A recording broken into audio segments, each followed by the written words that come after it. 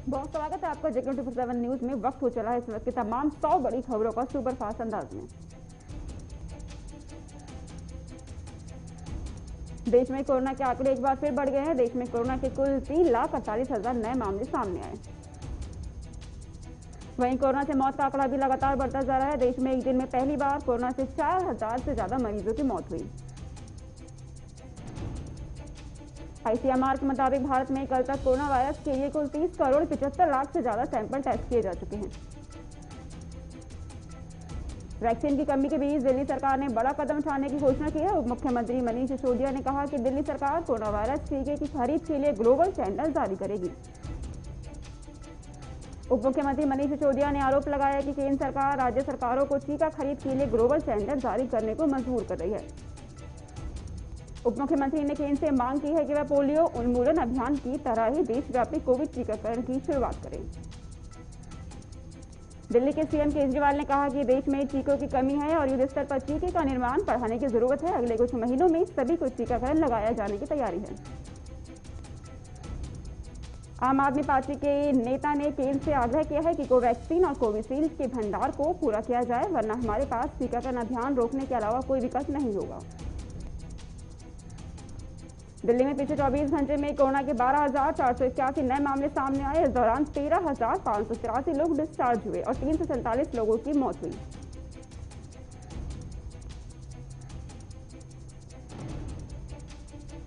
कर्नाटक में पिछले 24 घंटे में 39,510 नए कोरोना मामले सामने आए। वहीं इस दौरान 480 लोगों की मौत हुई। देश में कोरोना का कहर लगातार जारी है। वहीं यूपी में पॉजिटिव मरीजों की संख्या में कुछ कमी आई है। राज्य स्वास्थ्य विभाग के आंकड़ों के मुताबिक मंगलवार को 20,463 नए मरीज मिले। वहीं कोरोना से मौत का आंकड़ा बढ़ता जा रहा है। पिछले 24 घंटे में यूपी में 306 मरीजों की मौत हुई।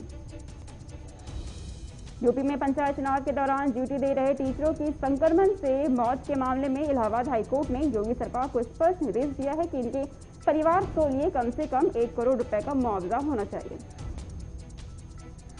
महाराष्ट्र में पिछले 24 घंटे में 40,956 नए कोरोना मामले सामने आए। वहीं 793 मौत दर्ज की गई है।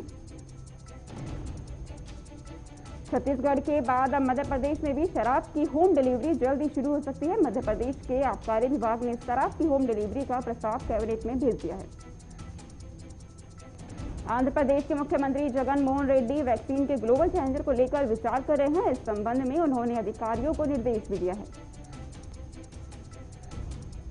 आंध्र प्रदेश के मुख्यमंत्री ने केंद्र सरकार से अपील की है कि वह भारत बायोटेक और आईसीएमआर एनआईवी को निर्देश दे कि कोरोना का टीका कोवैक्सीन बनाने में इस्तेमाल की जाने वाली प्रौद्योगिकी दूसरे कंपनी के साथ शेयर करें। महाराष्ट्र सरकार ने टीकों की कमी का दावा करते हुए कहा कि 18 से 44 साल तक के लोगों को कोवैक्सीन का टीका फिलहाल नहीं लगेगा। सरकार ने बताया कि बचे हुए कोवैक्सीन का इस्तेमाल 45 साल से ऊपर के उम्र के लोगों के लिए किया जाएगा। वहीं राज्य के स्वास्थ्य मंत्री आदेश टोपे ने कहा कि 18 से 44 साल के लोगों के लिए फिलहाल टीकाकरण इसलिए रोका गया क्योंकि हमारे पास कोवैक्सीन का स्टॉक नहीं है। शिवसेना के मुखपत्र में मुख्यमंत्री उद्धव ठाकरे को महाराष्ट्र के 12 करोड़ लोगों के परिवार का चिकित्सक बताते हुए जमकर तारीफ के पुल बांधे गए। मुखपत्र में ठाकरे को कोविड लॉजिस्ट तक करार देते हुए कहा गया कि उन्होंने राज्य को कोरोना महामारी के खतरे के स्तर को पार करने के लिए बचा लिया है। जन अधिकार पार्टी के राष्ट्रीय अध्यक्ष और पूर्व सांसद पप्पू यादव की गिरफ्तारी के विरोध में आज से जन अधिकार पार्टी के नेता और कार्यकर्ता जेल भरो आंदोलन की शुरुआत करेंगे। सोनिया गांधी ने देश में कोरोना की तीसरी लहर को लेकर आशंका जताते हुए चिंता जाहिर की और मौजूदा मोदी सरकार पर हमला बोला। वहीं इस हमले पर जेपी नड्डा ने पलटवार करते हुए कांग्रेस की भूमिका और कांग्रेस पार्टी के कुछ नेताओं की नकारात्मक रवैये पर सवाल खड़े किए हैं। ओडिशा के मुख्यमंत्री ने अधिकारियों को निर्देश दिया कि वो राज्य के निजी अस्पतालों पर कड़ी नजर रखें कि वे कोविड के मरीजों के इलाज के दौरान राज्य सरकार द्वारा तय कीमतों का पालन कर रहे हैं या नहीं। मुख्यमंत्री पटनायक ने कहा कि कोविड मरीजों का इलाज करने वाले प्राइवेट अस्पतालों पर कड़ी नजर रखी जाएगी। उन्हें कोरोना को इलाज करवा रहे मरीजों से राज्य सरकार द्वारा तय सीमा के भीतर शुल्क लेना चाहिए। वहीं उन्होंने आगे कहा कि ओडिशा उन कुछ राज्यों में से एक है जो लोगों को टेस्ट, मेडिकल ट्रीटमेंट, भोजन, रहने की सुविधा और दवाएं मुफ्त प्रदान कर रहा है। मुख्यमंत्री ने कहा कि मरीजों की सुरक्षा और ऑक्सीजन जिले की टीमों के लिए प्राथमिकता होनी चाहिए। बीमार मरीजों पर 24 घंटे निगरानी होनी चाहिए। मध्य प्रदेश में एक नर्स और 2 लैब टेक्नीशियन को रेमडेसिविर इंजेक्शन की कालाबाजारी के आरोप में गिरफ्तार किया गया है। कोरोना संकट के बीच देश के अस्पतालों में आग लगने का सिलसिला लगातार जारी है। गुजरात के भावनगर स्थित जनरेशन अस्पताल में आग लग गई। बताया जा रहा है कि आग की तीसरी मंजिल पर लगी, जहां आईसीयू बेड थे। जब आग लगी उस वक्त आईसीयू में 70 से ज्यादा मरीज एडमिट थे। अस्पताल प्रबंधन का कहना है कि आग शॉर्ट सर्किट की वजह से लगी है। आग लगते ही सभी मरीजों को बाहर निकाल लिया गया। उत्तराखंड में भारी बारिश की चेतावनी जारी कर दी गई है। उत्तराखंड में 12 और 13 मई के लिए ऑरेंज अलर्ट जारी है। झारखंड के टाटानगर से लिक्विड मेडिकल ऑक्सीजन ले जाने वाली ऑक्सीजन एक्सप्रेस देहरादून पहुंच गई। इसी के साथ भारतीय रेलवे से ऑक्सीजन एक्सप्रेस रिसीव करने वाला उत्तराखंड अब 9वां राज्य बन गया है। रेलवे ने कहा कि भारतीय रेलवे ऑक्सीजन की अपील करने वाले राज्यों को कम से कम समय में ज्यादा से ज्यादा लिक्विड मेडिकल ऑक्सीजन की सप्लाई करने के मिशन पर है।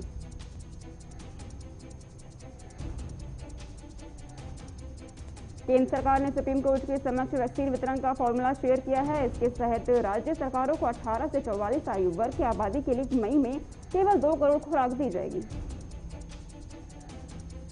केंद्र सरकार के मुताबिक मई में राज्यों को 18 से 44 आयु वर्ग के लोगों के टीकाकरण के लिए सिर्फ 2 करोड़ ही डोज दी जाएगी। केंद्र ने कहा कि वह उन खुराकों के लिए भी कोटा तय कर चुका है कि जो राज्य द्वारा सीधे वैक्सीन निर्माताओं से खरीदने की जरूरत है।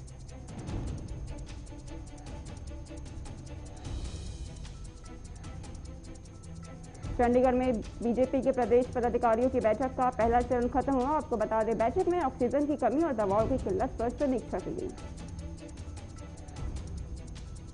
हरियाणा के सिरसा में डीएसपी ने पार्कों का निरीक्षण किया और बेवजह घूम रहे लोगों को लताड़ा। साथ ही संदेश दिया कि लॉकडाउन का पालन हर हाल में करना होगा।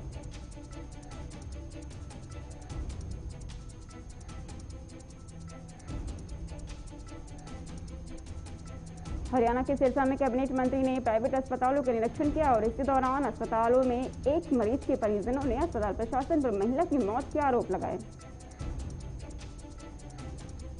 राजस्थान के बूंदी में सामुदायिक स्वास्थ्य केंद्र ने ऑक्सीजन कंसंट्रेटर उपलब्ध कराने के लिए उपखंड अधिकारी को ज्ञापन सौंपा, जिससे कि ऑक्सीजन की कमी के कारण मौतों को रोका जा सके। राजस्थान के भीनमाल में एबीवीपी कार्यकर्ता ने राजकीय अस्पताल और सार्वजनिक स्थल पर गर्मी के मौसम में ग्लूकोज, नींबू पानी, काढ़े का वितरण किया। राजस्थान के चूरू में विधायक ने राजकीय सामुदायिक स्वास्थ्य केंद्र में 2 ऑक्सीजन मशीन सीएचसी प्रभारी की भेंट की। कर्नाटक के अथनी में जीसीएम ने अधिकारियों के साथ बैठक की और जल्द से जल्द ऑक्सीजन वेंटिलेटर के साथ 50 बेड वाला कोविड सेंटर और ऑक्सीजन प्लांट बनाने का सूचित किया। कर्नाटक के कोलेगाल में कोरोना पॉजिटिव संक्रमण होने पर वृद्ध महिला ने फंदे से लटक कर आत्महत्या कर ली। मौके पर पुलिस पहुंचकर जांच कर रही है। यूपी के बागपत में प्रेमी ने अपनी ही प्रेमिका को दिन दहाड़े गोली मारकर हत्या कर दी। मौके पर पुलिस जांच कर रही है।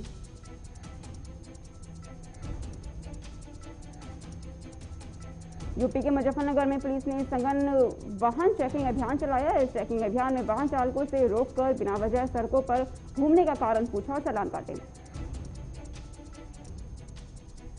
उत्तराखंड के देहरादून में पूर्व सीएम ने कोरोना के बढ़ते मामलों पर लॉकडाउन लगाया था, जिससे कि हालात काबू हुए थे, लेकिन एक बार फिर बिगड़ते हालात पर विपक्ष लगातार उत्तराखंड में पूर्ण लॉकडाउन लगाने की मांग कर रहा है।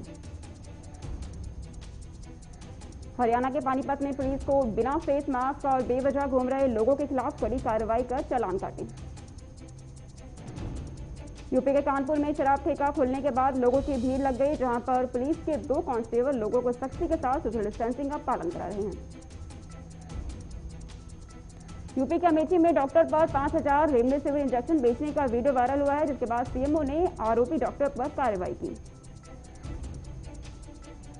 छत्तीसगढ़ के कांकेर में जिला पंचायत और युवा नेता ने सूखा राशन वितरण किया, जिससे कि गरीब परिवार और जरूरतमंद लोगों को गुजारा हो सके। हरियाणा के मुख्यमंत्री मनोहर लाल ने सिरसा में 150 बेड के कोविड केयर सेंटर की शुरुआत की और कहा हरियाणा में अब ऑक्सीजन की कोई कमी नहीं होगी। साथ ही सीएम ने कहा कि कोरोना की लड़ाई को सरकार प्रमुखता से लड़ रही है। कोविड मरीजों के इलाज के लिए सभी आवश्यक स्वास्थ्य सुविधाएं उपलब्ध है। राजस्थान के जोधपुर में कोरोना संक्रमण का अंक्रामण ग्रामीण इलाकों तक पहुंच गया है और सामुदायिक स्वास्थ्य केंद्र ने ग्रामीणों को कोरोना से बचाने की सरकारी गाइडलाइंस पालन करने की नसीहत दी। हरियाणा के गृह और स्वास्थ्य मंत्री ने बताया कि जिस प्रकार 2020 में गांव में कोरोना संक्रमण को रोका गया था, इस बार भी ग्रामीण इलाकों में सैनिटाइज की व्यवस्था की जाएगी। यूपी के बांदा में जिलाधिकारी ने जिला अस्पताल का निरीक्षण करके बताया कि अस्पताल में ऑक्सीजन प्लांट का कार्य प्रारंभ हुआ। यूपी के बुलंदशहर में कोरोना कहर से 20 ग्रामीणों की मौत हो चुकी है। स्वास्थ्य विभाग की टीम ने 79 ग्रामीणों पर परीक्षण किया है। यूपी के उन्नाव में जिलाधिकारी ने कोरोना महामारी से लोग पैनिक ना हो, इसके लिए एक नई पहल की शुरुआत की ताकि लोग पैनिक ना हो और डटकर इस महामारी का मुकाबला कर सकें। यूपी के अमेठी में परिजनों ने प्रधानमंत्री नरेंद्र मोदी, रक्षा मंत्री और अमेठी सांसद स्मृति ईरानी से मदद की गुहार लगाई। हरियाणा के फरीदाबाद में केंद्रीय राज्य मंत्री और प्रदेश परिवहन मंत्री भारतीय सेना की वेस्टर्न कमांड के सहयोग से 100 बेड का कोविड अस्पताल बनाया। हरियाणा के पानीपत में गुलाबी मिनी बसों को एम्बुलेंस की तरह तैयार किया गया, जिसमें एक साथ 4 लोगों को सेवा मिल सकेगी। हिमाचल प्रदेश के सोलन में लोगों ने सरकार से मांग की कि संक्रमण को रोकने के लिए दुकानों पर अंगूठा लगाकर सामान ले रोक ली जाना चाहिए। झारखंड के देवघर में हार्डवेयर, सैनिटरी पैड, टाइल्स और मार्बल एसोसिएशन ने कोविड रोगियों और परिजनों को भोजन और बोतलबंद पानी वितरण किया। यूपी के बाराबंकी में शराब की दुकानें खुली और लोगों का कहना है कि सरकार ने शराब की दुकान खुलवाकर अच्छा काम किया, इससे स्थितियां जल्दी सामान्य हो सकेगी। हरियाणा के सिरसा में स्थित सब्जी मंडी में सोशल डिस्टेंसिंग की धज्जियां उड़ने से जिला प्रशासन ने सब्जी मंडी बंद करने का निर्णय लिया और कहा मंडी को कपास मंडी में शिफ्ट किया जाएगा। हरियाणा के अंबाला नगर उपायुक्त ने निरीक्षण के दौरान एक घर से 33 ऑक्सीजन सिलेंडर बरामद किया और मकान मालिक को गिरफ्तार किया। शेयर बाजार में लगातार 4 दिन से जारी बढ़त पर मंगलवार को ब्रेक लग गया। सेंसेक्स 340 पॉइंट नीचे 49,161 पर बंद हुआ। इसी तरह निफ्टी इंडेक्स भी 91 पॉइंट नीचे 14,850 पर बंद हुआ। वहीं एनएचपीसी के शेयर में 4.8% की बढ़त के साथ बंद हुआ। तेल कंपनियों ने डीजल पेट्रोल के दाम में भारी बढ़त का सिलसिला आज भी लगातार जारी रखा। आज पेट्रोल और डीजल के दाम में 25-25 पैसे प्रति लीटर की बढ़त हुई।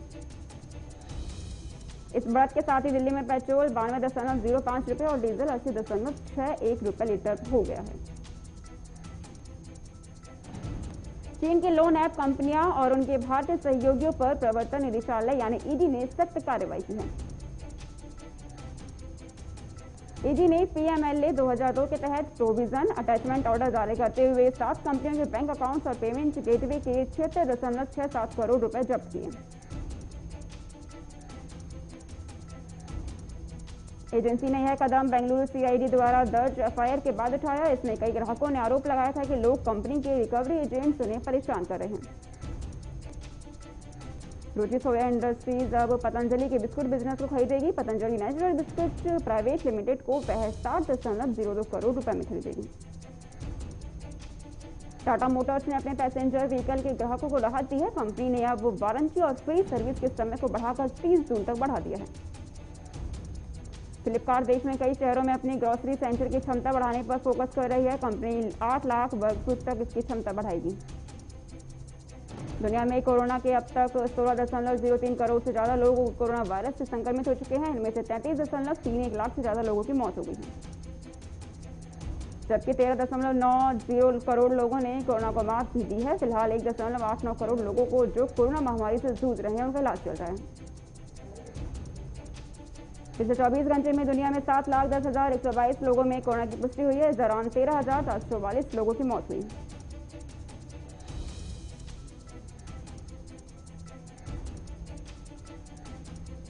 WHO ने कोविड मरीजों के इलाज के लिए आइवरमेक्टिन के इस्तेमाल पर चेतावनी दी है। स्वास्थ्य संगठन ने कहा कि किसी नए लक्षण के लिए इसकी दवा का इस्तेमाल के दौरान सुरक्षा और उसका प्रभाव बेहद महत्वपूर्ण होता है। WHO के मुताबिक इंडियन वेरिएंट के अलावा ब्रिटेन, ब्राजील और साउथ अफ्रीका में कोरोना वेरिएंट चिंता का सबब बने हुए हैं। यह वेरिएंट ओरिजिनल वायरस से ज्यादा खतरनाक है। चीन सरकार ने मंगलवार को 10 साल की जनगणना के आंकड़े जारी किए। जनगणना का काम पिछले साल ही पूरा हो गया था, लेकिन आंकड़े अब जारी किए गए हैं।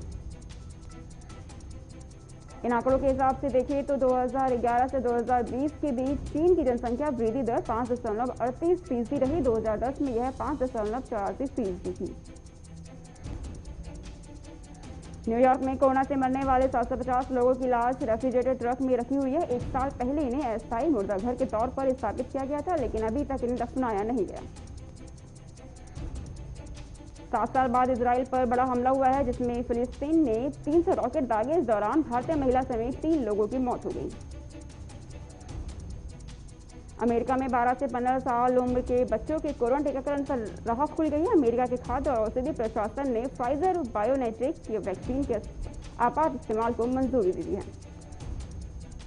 मौत की अफवाह का खंडन करने पर सामने आए शक्तिमान फेम मुकेश खन्ना बोले, आपकी दुआएं साथ हैं तो मुझे कुछ नहीं हो सकता।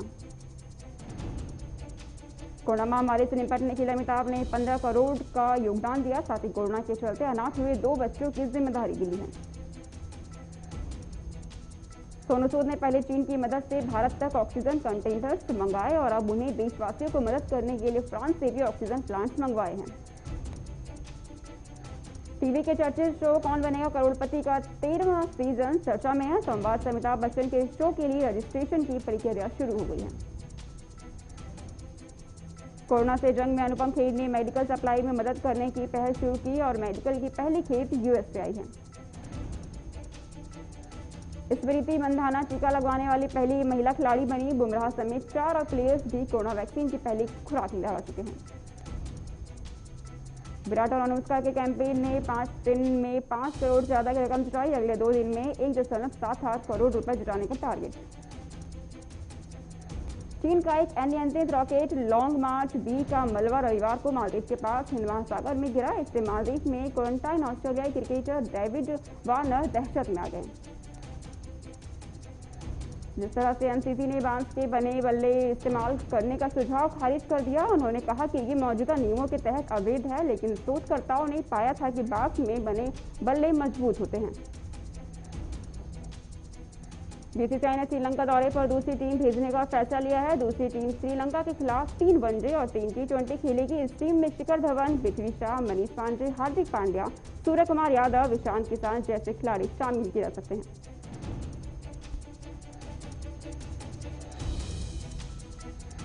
सुपरफास्ट खबरों में इतना ही। फिलहाल रुकते हैं छोटे से ब्रेक के लिए।